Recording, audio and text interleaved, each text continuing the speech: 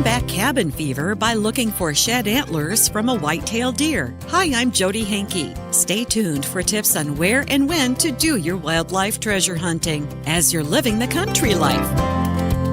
Living the Country Life. Ideas and inspiration for your place in the country. You can find more information on today's topic and from previous shows by visiting us online at livingthecountrylife.com. We'll return to the show after these messages. Whenever you're online, Living the Country Life is there too. Like us on Facebook and exchange tips and ideas with people who share your love for the country way of life.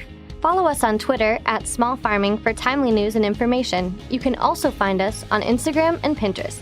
See the latest inspired shot from our readers or add a garden tip to your boards. Living the Country Life has all the ideas for your home acreage. Visit us online at livingthecountrylife.com and find us on social media.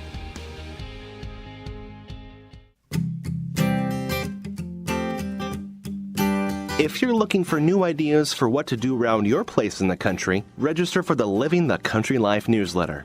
Once a week, you'll receive helpful tips in your inbox on a wide variety of seasonal and timely topics, along with so much more.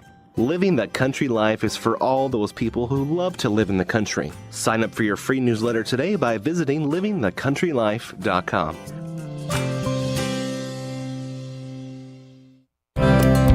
On a sunny winter day a few years ago, my kids and I went out to the woods to look for deer antlers. We didn't find any, but it was nice to get out of the house. White-tailed bucks naturally shed their antlers when testosterone levels drop after the breeding season. They grow a new set of antlers beginning in the spring.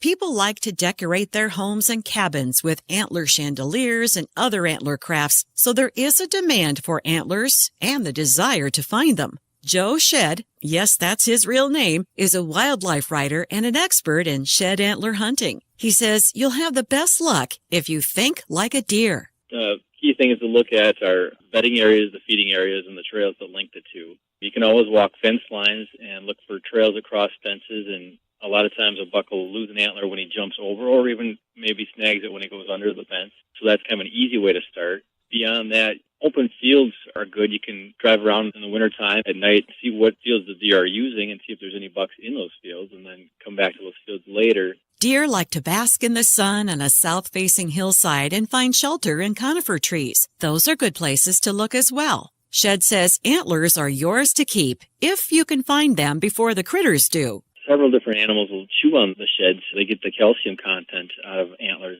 Antlers are mostly made out of calcium and phosphorus.